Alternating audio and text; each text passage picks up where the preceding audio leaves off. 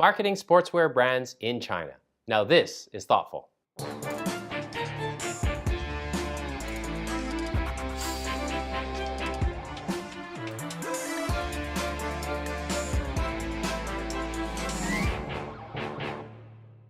Hello, I'm Trevor Lai in Shanghai.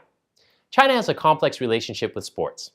Chinese athletes are winning more and more gold medals at global events like the Olympics, and top athletes like Liu Xiang and Li Na have become familiar to sports fans worldwide. But relatively few Chinese have a direct relationship with sports. Schools focus far more on scholastic pursuits than physical education, and when they do offer students a chance to play sports, the environment is seldom fun and facilities can be quite basic. For global sportswear brands, the lack of a strong domestic sports culture is further complicated by the strength of local brands like Anta and Li Ning. This week on Thoughtful China, we'll find out what trends are shaping China's sports industry and what global sports brands are doing to build their business in this market. And we have something a little different for you this week. Normally, our commentary guests give a consumer point of view about our topic. This week, we're going right to the source.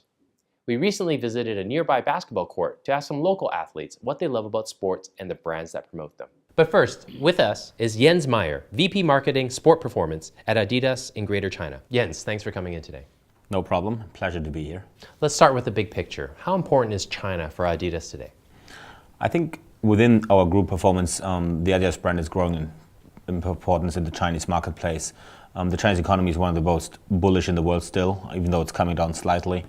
The consumer demand in China continues to grow, fueled by more people doing sport, fueled by growth in lower tier cities where consumers go and get into our consumer group base. So it's a very important market around the world with a lot of attention and focus on China.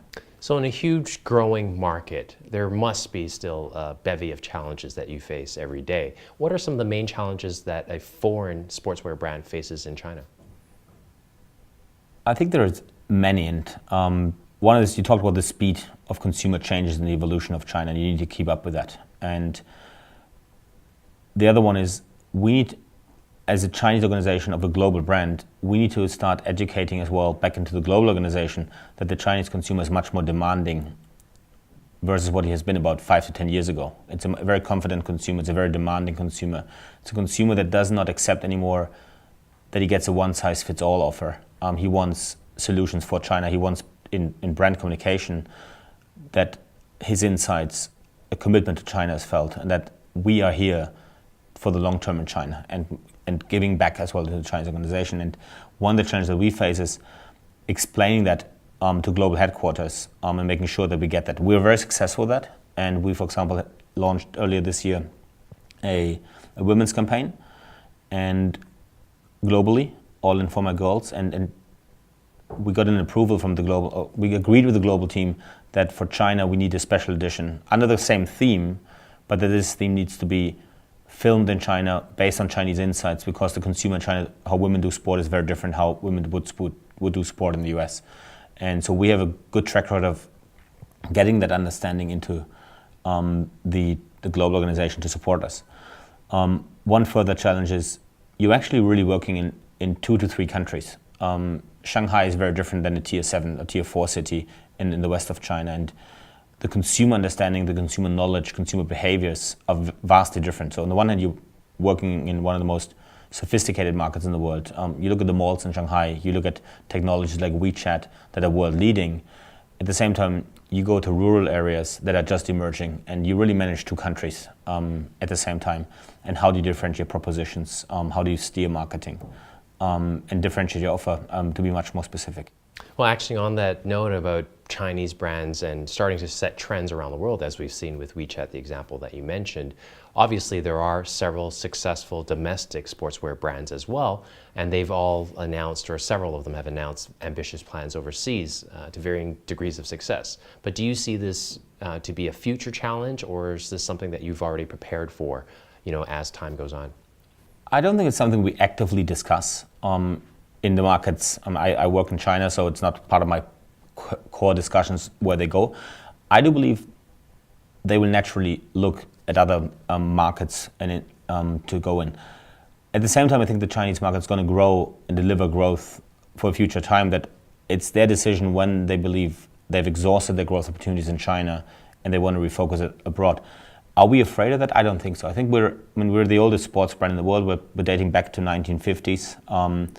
We understand consumers around the world, and we've got good partnerships with retailers, and we should be confident about what we do and how our business is. Will there more competitors come up? Absolutely. But I think that's what will make us better and force us to be better as well. So they will, but I think we should be not afraid of that. And on the flip side of that, what do you attribute your brand's success in entering a domestic market that already had several strong players, and including other foreign players, and being able to build on its success overseas? I think the Chinese sportsmen that exist today, they were following when us and Nike came into this marketplace, partly with the strategy of being inspired by what we've done, and taking that approach, rolling it out in the more lower tier cities where we focused more on the coastal east side of China. What do we attribute the success from us, probably the sporting goods industry, to? We've been a very early mover, and compared to some other industries, we've been very early in China. We're in China since nearly 20 years active. We've been, at that time, having a marketing proposition of a strong brand. Sport is universal truth. Even if people don't participate in sport, they have a desire and they love the benefits of sport. I mean, sport is so full of positive attributes of success, of performing, of winning together, of teamwork, of you also look good when you do sport normally. So there's a lot of positiveness around sport that if you do sport or you don't do sport, or you don't have the possibility to do sport, you aspire to the values of sport. And I think that's what made us early on very successful. I think we had a very entrepreneurial team here in China very early on that saw the possibilities, that worked back into global to get the resources to be able to open a lot of stores to make sure we're giving access points to the consumer. And we very quickly had a vision to become the key partner of the Olympics in 2008, and to be with China on that journey of inspiring and enabling consumers to do more sport.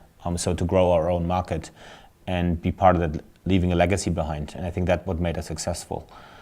The other part that I believe we benefit in China from today is that around the year 2000, we've split the brand into two subdivisions ultimately. One that is taking care about the sports performance aspect of business, so really products for athletes. But we also established at that time with Originals, and today with Originals and Neo, Y3 at the high end, a fashion and a lifestyle part of the business. And I think in a market where sport is an aspiration, but a lot of people don't do sport, having a lifestyle offer that connects from sport into casual is one big success story for us, and that differentiates us from a lot of other brands as well. And do you have a specific product or category that is your top selling for Adidas in the China region? We don't have one product. When we offer multiple thousand styles and products per season, but what we see based on what I said before, the running category, people running more, so we're very happy with our running business.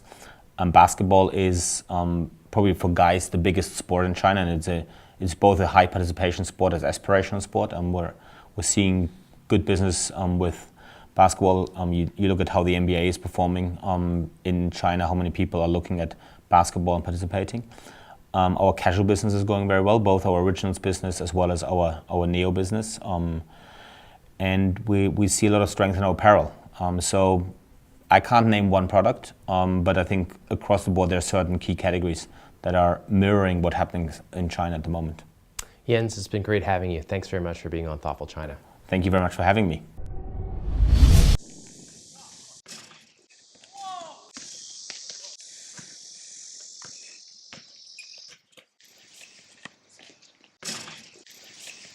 你对你的一些平时一起打球的人有些什么评价？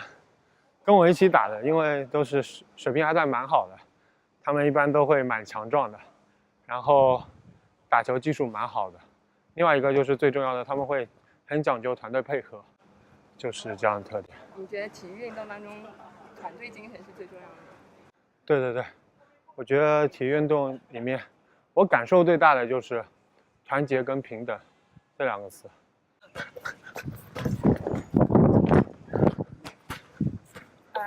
打篮球当中最伤心的一次经历是什么？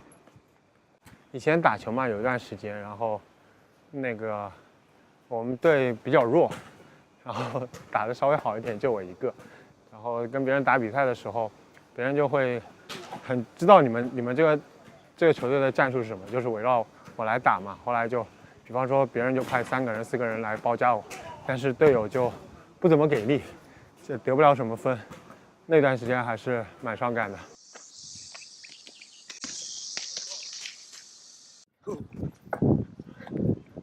喜欢什么样的运动品牌？我喜欢就是体育运动体验比较强的，然后有一定的保护性能的，而且还要相对比较潮一点的这样的运动品牌。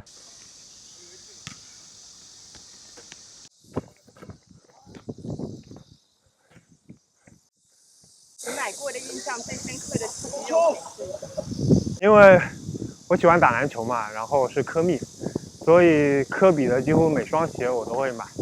我买的最多的也就是关于科比的一些运动的产品。觉得中国体育文化欠缺一些什么东西？我觉得还是欠缺这样一种氛围嘛，因为我们从小的时候都是被家长教育着说，读书对于我们来说最重要。有时候甚至在家长这个层面上都让我们忽视了体育运动对我们有多重要。小的时候都是家长在鼓励我们去读书啊，去做别的学习有关的事情，但是没有几个家长会倡导我们去体育运动，所以我觉得这个氛围是蛮欠缺的。Welcome back to our studio.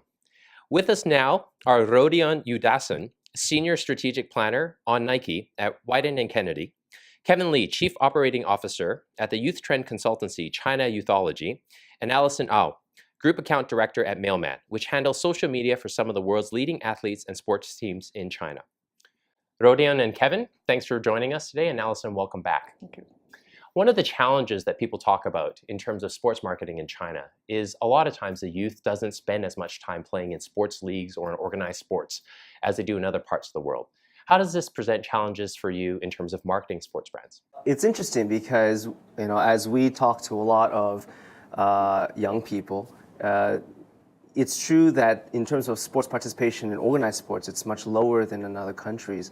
But what we find is that young people are really seeing sports as a key outlet for them in terms of play. Here in China, because studying is such a heavy pressure for them, and they spend so much time in the classroom and so much time being monitored, actually sports becomes one of the key areas where they're able to kind of let loose and play around. So it's a little bit different, and of course there's differences between playing sports for fun and playing sports in the classroom. And so oftentimes young people talk about how they hate physical education as education. And that is more of a commentary of how the school system approaches sports for young people. But when you ask people, if you observe youth when they're in their free time, majority of them are outside. They grab a ball, or they grab a racket, or they're running or something. So they do a lot of sports. It's just not in the classroom setting. From our perspective, I think when you look at countries like Brazil, like India, where they have sort of national sports, where kids, irrespective of level of facilities, whether they have good facilities or not, they're out there passionately playing the game. And I think that passion for sport is still got a long way to go here in China. And I think that's something we try to instill through the brand work that we do. And I think a lot of the other brands in China as well are trying to get after that. So I think the big issue that we always bump up against is sport is seen as something very, excuse me, very functional. People lose weight or make friends, or very sort of functional ways of looking at sport as opposed to the passion and the recreation, the other elements that sport can represent in their lives. And I think those elements are missing. So Allison, obviously in China there's a very strong celebrity culture. But in terms of the challenges that were just brought up, in terms of sports being seen as perhaps limiting, or the recreation aspect not being played up as much as in other markets, does that mean that there's a more limited market for you to help market athletes? Not necessarily. A lot of, we see an increasing number of athletes, celebrities opening their social media platforms in China. So they open their own fan page on Sina Weibo or Tencent Weibo, and also they engage with fans through WeChat So I don't think that I think there's still a growing space for celebrities to engage with their fans, with the Chinese audience. But are you talking about global athletes opening their Chinese pages, or are you talking about local Olympic athletes, for example, I know have a very strong presence on Weibo? I think both do that too. So for the global athletes, they especially see social media platforms as their entry, like the key entry platform to reach out to the Chinese fans. So talk about some of the trends you're seeing in terms of sports and athletes getting more prominence in specific areas like social media and in advertising in general. Well, I think to comment on Allison's ideas on how athletes are approaching social media, there's definitely one side of it which is talking about their athleticism in terms of how they're striving for better and how they're inspiring others, especially young children or youth, to be better as athletes or think about their bodies and strive for better. But then there's the other part that social media allows these athletes, which is to have more than just one face. And so you actually get to see them humanize themselves, and they become much more meaningful to a young person rather than just in the physical education or the sports side. When you talk about comparing Kobe and LeBron, or you talk about any other athlete out there, their personas are beyond just who they are on the court. It actually happens off the court as well. Do you think that there's more opportunities for brands here, whether they're local or global brands, to be identifying these athletes at an earlier stage? Because there's obviously a very small cream of the crop at the top, the Kobes of the world, the LeBrons of the world, even the Li Nas, and they get locked up really quickly to these huge contracts. And all the brands tend to flock towards a handful of those athletes. Do you think there's an opportunity for brands to be identifying Chinese athletes at earlier stages of their progression and perhaps helping them, in creating that conversation? Perhaps in North America, it's about, let's say the schools, like the early school, like, if they're college ball or even younger prospects, like what you said, that might be the way in North America because perhaps the approach to sports there is a little bit different. But the key word here is grassroots. And that's absolutely true. And what Rody was talking about is, the story is not the professional part. The story is about the spirit and the passion part. And that's really visceral for young people today. They love and they need the stories of other young people who are taking passion in their life and creating identity in themselves. And so the whole point about taking these athletes, whether they're professional or not, is not about the story about them being professional or them winning gold medals. The point is these are great examples of people that have taken a passion in their life and turned it into and pursued an identity for themselves. And that's the thing that is the driving force for a lot of young people today. I think pursuit of identity is a great point, and it's something that transcends sport and goes to all measures of how the Chinese society is evolving right now. If you want to go like in terms of what's prospects or what does prospects mean or how do you find that in China, it's less so about the school system and the early talents in the school system. It's much more about who's actually leading athletic culture here in China, the grassroots, right? You do have the global stars or you even have the national level stars, but really young people, yes, they're looking at those people, but you're talking about who's closer to them at home. It's actually all their homegrown grassroots heroes. It's all those people that are not playing NBA, but they're like the champions of, let's say, street balling here in China, or the champions, the guys that do, like, they have their own crew here in China, and it's all grassroots, and they just play these pickup games, and they just travel all over the country, and everyone knows them because they're not just great at their sport, but they're also great at developing culture, and they're great in their identity, and they share that out. And so they are choosing their own path. They're not even choosing the professional path, but they're still choosing to be passionate about this sport, and they're choosing to live it, right? And so actually, there's a lot of stories, and there's a lot of great grassroots idols that young people care about. An example is, again in basketball, street basketball, a kid named More Free. More Free, he lives in Beijing. He's average height Chinese kid, but he dunks on an NBA height basketball net.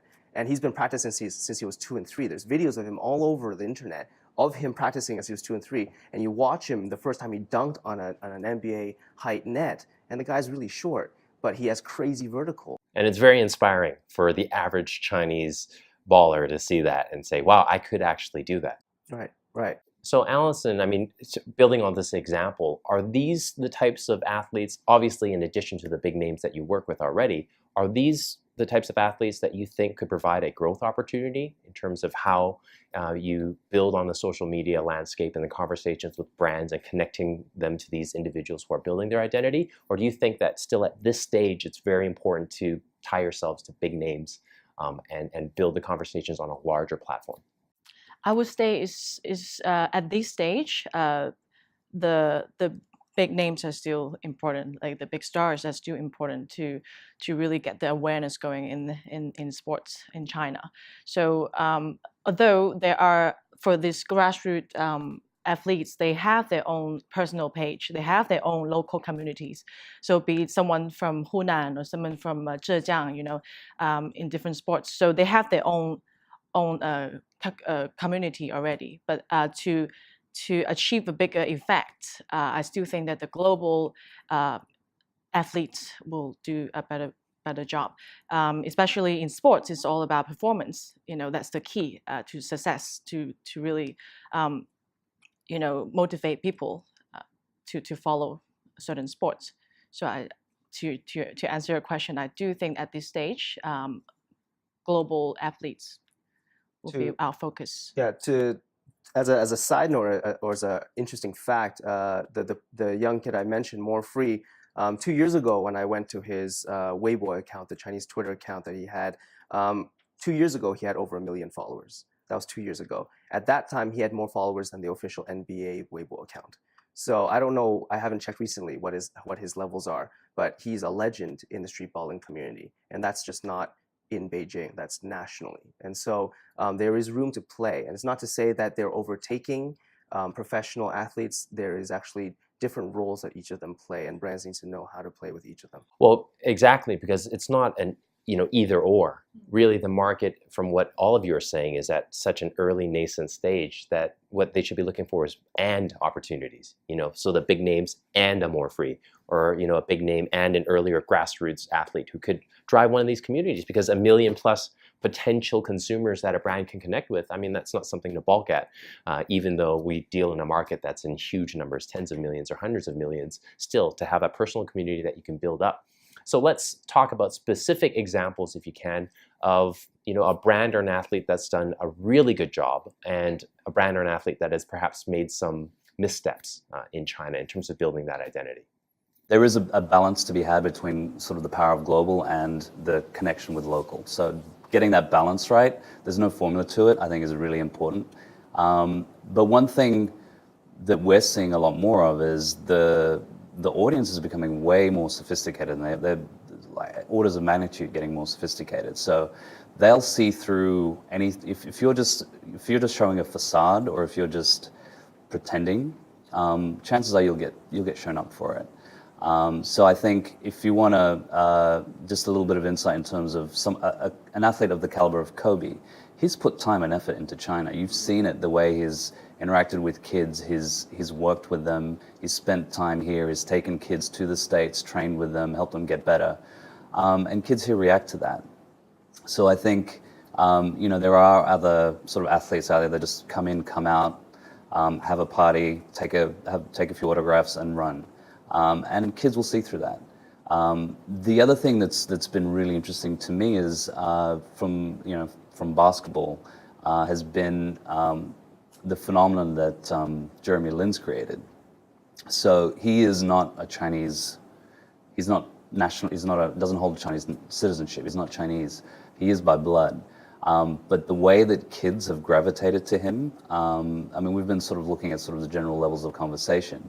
And it goes beyond, I mean, sure, performance kind of determines a lot here. So if you're MVP, and we've seen that with LeBron, when he became MVP, his popularity went through the roof. But with Jeremy Lin, it goes beyond just performance. There's a connection there that kids feel. It's like, oh, Asian guys can sort of get into the NBA and play really, really well and sort of excel. And plus his whole story is balancing academics and I was going to mention that. He seems to present an ideal not just for the youth, but also for the parents, to say, well, look, you also academically did really well. So he hits on a lot of sort of cultural notes that I think kids here can really sort of draw inspiration from. So it's interesting to see the way that the people react to sort of those various level of athletes. And I think as brands, we need to sort of figure out how to best leverage that. I think definitely looking at sort of what's happening locally. I think I'm really excited about what the next generation of Chinese athlete will be doing, and how, you know, brands will start working with them, because I think they've got opportunities the other athletes never had before. So people, you know, the Liu Xiangs, the Li Nas, and Yi Jianlians, and all the other athletes out there have opened up all sorts of opportunities for the next generation, and I think you'll start seeing some exciting stuff happening. Rodian, Kevin, Allison, thanks for being on Thoughtful China. That wraps it up for today. Be sure to subscribe to us on Youku, Tudo, and YouTube. You can also follow us on Weibo and Twitter and join our LinkedIn group. We'll see you again.